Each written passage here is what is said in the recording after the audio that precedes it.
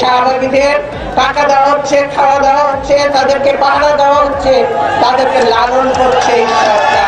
15 March 2013 সালে খালেদা জিয়া শাহবাগের বিরুদ্ধে আরেকটা মঞ্চ গড়ে তোলার কথা বলেছিলেন সেই মঞ্চ থেকে দুর্নীতি, লুটপাট, বিচার বহির্ভূত হত্যা সবকিছুর বিচার চাওয়া হবে। শাহবাগীদের অ্যাটাক করে খালেদা বলেছিলেন, এই ছেলেমেয়েরা সারাদিন নাচ গান করে আর ফাঁসি ফাঁসি করে লাফায়, অথচ দুর্নীতি, লুটপাট নিয়ে এরা কোনো কথা বলে না। সব তরুণ খালি ফাঁসির জন্য লাফায়, গান নাচ করে, নানা রকম সেখানে অপকর্ম চলে।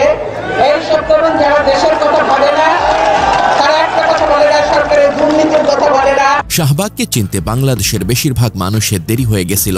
খালেদার কিন্তু দেরি হয়নি। শাহবাগ যে হাসিনার বানানো ঘৃণার মঞ্চ, এইটা বলতে বাংলাদেশের বহু বুদ্ধিজীবী বহু বছর সময় নিয়েছিলেন। অথচ খালেদা জিয়া একেবারে প্রথম থেকেই এই মঞ্চের বিরোধিতা করে গেছেন। আজ দুপুর থেকে সন্ধ্যা পর্যন্ত সব সংগঠনই শাহবাগীদের বিচারের দাবিতে প্রোগ্রাম দিয়েছে।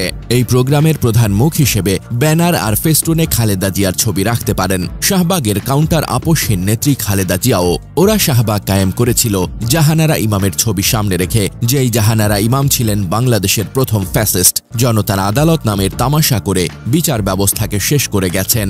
হাসিনা লেসপেন্সার ফ্যাসিস্ট জাহানারা ইমামের পাল্টা হিসেবে আমাদের ফেইসক খালেদা জিয়া। শাহবাগের বিরুদ্ধে সবচেয়ে বড় ভ্যানগার্ড হয়ে এই নারী দাঁড়িয়েছিলেন। এই শাহবাগের বিরোধিতা করতে যেই বাড়ি, ক্ষমতা সবই হারিয়েছেন তিনি, তবুও একদিনের জন্য মাথা নত করেন নাই, বরং পাল্টা হুঙ্কার দিয়ে বলেছিলেন, আমরা শাহবাগের বিরুদ্ধে আরেকটা মঞ্চ গড়ে তুলব।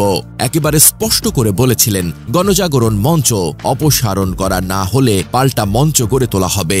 আপনাদের এই শাহবাগী বিরোধী আন্দোলনের বাতিঘর হিসেবে খালেদাকে রাখেন। সেই 2013 দুঃসময়ে এই মানুষটা সেই সাহস নিয়ে শাহবাগের বিরুদ্ধে দাঁড়িয়েছিলেন। আজ আমরা এর অর্ধেক সাহস নিয়ে দাঁড়াতে পারলেও ভবিষ্যতের বাংলাদেশ শাহবাগের না, বরং ইনসাফের হতে বাধ্য।